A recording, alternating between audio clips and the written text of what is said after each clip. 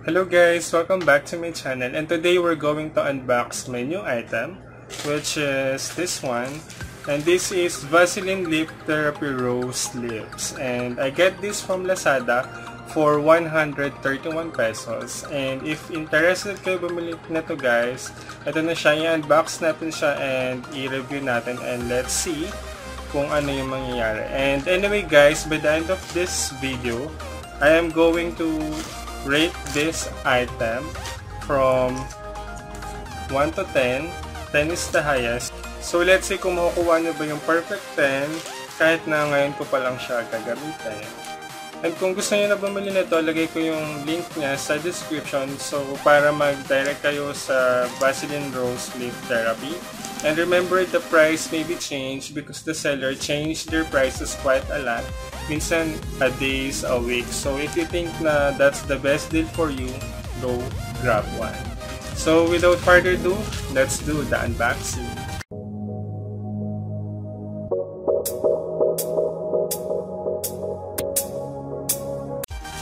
So remember guys, for safety, laging gumamit ng scissors. So, napakatalas na ito, no? Yung dati ko kasing pink scissors, mapurol. Ito, sobrang talas na. So, gupitin ko siya, guys. At saka, guys, no? Mini version. Kasi nakalagay doon mini. And, maliit lang siya, nararamdaman ko. And, buksan na natin. Ready na ba, guys? Oops! Ayan, tingnan na siya kanina. At nakabubble siya sa bubble wrap. Thank you so much. At nakalagay pa rin siya sa bubble wrap kahit na maliit lang.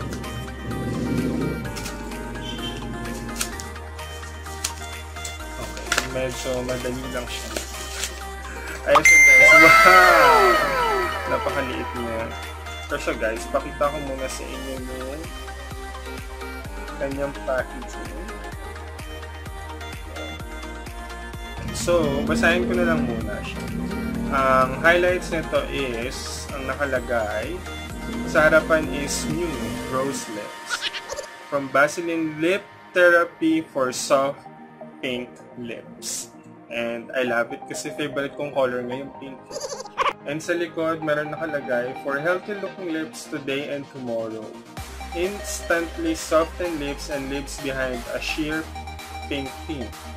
Lacks in moisture, so lips feel better over time. Made with pure petroleum jelly and has a light rose fragrance. So, I think to, no? Para siyang petroleum jelly kasi made with petroleum jelly siya. So, sirain na natin siya, guys. And anyway, guys, this is by Unilever. So, ito siya guys. Ganyan na siya kaliit. Ito yung palm ko. As in, ito yung thumb ko. Ayan. Kitang-kita nyo pa. As in, kasyang-kasya nga siya sa bibig ko.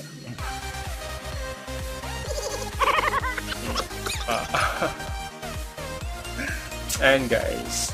So, ayan. Na-unbox na natin. And buksan ko na rin siya. Snap lang siya. No? Hindi siya na-roll or na-ikot. Ay, wala pa. Ayan. So, and guys, kita nyo ba? Zoom natin. Ayan yung laman niya. And yung amoy na to guys.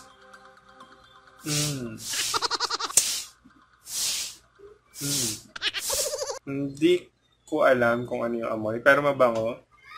Pero rose daw. Meron siyang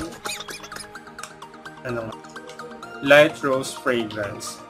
So, pwede na. Amoy mabango naman siya. Pero hindi ko alam kasi iba-iba yung amoy ng rose, diba? So, close siya sa rose. Siguro mga 20% amoy siyang rose. Laki, diba? 20%. And, try muna natin siya for swatching. Siguro try ko siya i-swatch dito sa aking skin. But,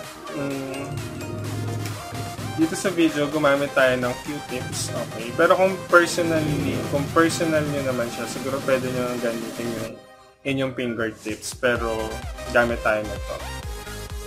So, and guys, kuha lang tayo ng konti para hindi siya makontaminate. Yes. Kita ba? And saan ko siya iswap? Siguro dito na lang guys. No? Sabi sa lips natin. Yan. Diba guys? So, ayan. So, kahit na magano nyo siya, meron pa rin siyang very light pink color. And, I can't wait na ipahid na siya sa aking lips kasi very dry na siya. So, one more time guys, kuha tayo ulit. Okay, kung gusto nyo ng medyo sanitary, every time na gagamitin nyo siya, gamit kayo ng Q-tips kasi diba hindi naman natin alam minsan yung kamay natin meron mga germs so hindi nakikita ng bare eyes natin. So, ayun, kung kaya nyo naman magbaon na ito, on to go, gamit kayo lagi ng Q-tips. And, start na natin. As you can see, ayan, medyo dry yung aking lips at yan yung kulay niya. Okay. So, ilagay na natin siya, guys.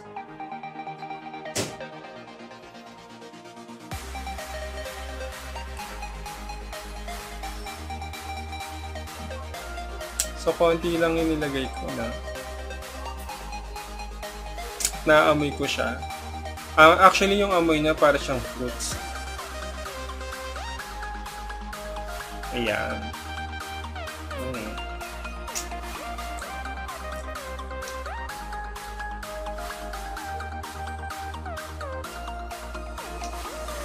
Ayan guys. So, it's so amazing. Nagkaroon ng rose tint color yung aking lips na. Anyway guys, baka may magalit nyo naman, no? Baka sabihin bakit ako gumagamit. Sabihin nila pambabae. Guys, wala nakalagay na for women. So, 100% unisex to. So, ayan guys. Kunin ko yung aking mirror.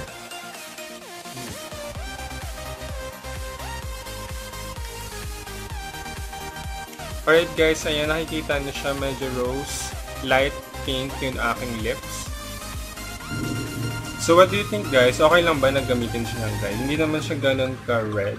Actually, kung personally, nyo siya makikita, hindi siya ganun ka-tingkad yung kulay niya. As in, yung aking lips, hindi siya ganyan ka-pink na pink. So, ano siya, para lang akong nag-gloss, tapos nagkaroon ng konting tint na parang may pagka-red pink na hindi naman masasabing naka-lipstick ka, but ma-recognize talaga na naka-gloss ako kasi glossy yung aking lips. Ayan. And I can feel na kumakapit talaga siya dun sa aking lips. And maganda siya. Naramdaman ko na agad na medyo naging soft yung aking lips. And guys, patagalin ko muna siya at least mga 20 minutes. And kasi yung mga product talaga nagsiset siya after mga ilang minutes. So, I think mga 15 to 20 minutes and I'll be back. And action! And guys, I'm back and nakapag-set na siya for 20 minutes.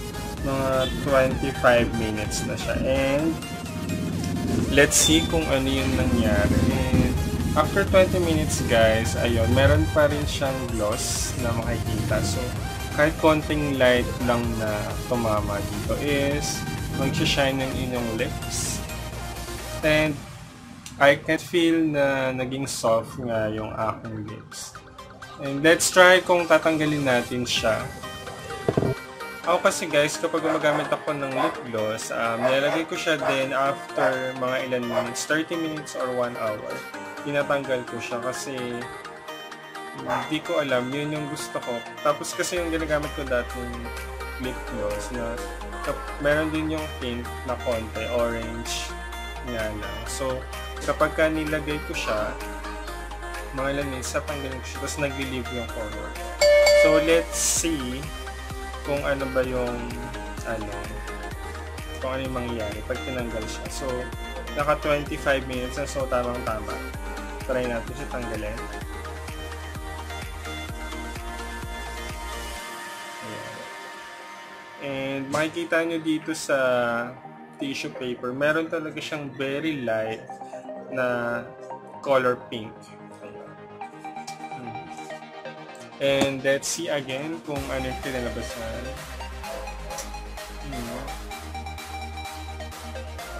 So, ayan guys, ano ba nakikita nyo? Actually, personally, for me, nagkaroon siya ng konting color kahit na tsunike ko na siya. And, ayun. Okay lang. Pero kung nakalagay siya, nag-stain nyo siya isa-swipe, okay na okay siya, meron kayong gloss pa rin sa lips. I think, siguro hanggang hindi niya sinaswipe, hindi siya matatanggal eh. Or kahit hindi kayo umiinom, siguro pag umiinom tayo malalagyan ng water, matatanggal. Pero hanggat nandun siya, hindi siya ginagalaw, I think, mag-i-stay siya. Let's see kung ano ba yung score na nilagay ko. But, for me guys, no, personally, itong Vaseline Lip Therapy Rose Lips, from 1 to 10 ang score is... It's only 6. It's tasty. Yeah. Ayan, sorry Vaseline Lip Rose Therapy, 6 lang. Kasi, guys, kaya 6 lang yung binigay ko is, number 1 is, ano no guys, this is sleep therapy kasi no. So ano ba yung therapy? Ang sabi ni Google is therapy intended to relieve or heal a disorder. So let's see no, i-review pa natin siya kasi according to Google, i-heal daw yung disorder. So I think kailangan ko siyang gamitin ng mga ilang araw pa, maybe a weeks. Or ano sa tingin nyo guys, gamitin ko siya 1 week or 2 weeks din, i-review natin siya ulit. No? So we'll see kung magbabago pa ba yung 6 na score na to. Kasi bala ko siyang gamitin everyday din. Comment kayo down below kung ilan araw na gusto ko siyang gamitin. 1 week or 2 weeks, I think enough na yun. Then makikita na natin yung result nun. Kasi nga, nakalagay dito therapy, diba? So, kailangan ma-therapy talaga ako nitong Vaseline na to. Kung hindi, naku, Vaseline. Okay guys, ayun. So for now, 6 lang yung aking score. Bakit ka pumasok? No. And there you have it guys. And tingnan natin siya ulit after 1 week or 2 weeks. Let me know guys. Comment kayo down below. And I hope guys you enjoy this video. If you like this video, give us a like and please subscribe to my channel if you haven't. And I guess I'll see you on my next video. Bye!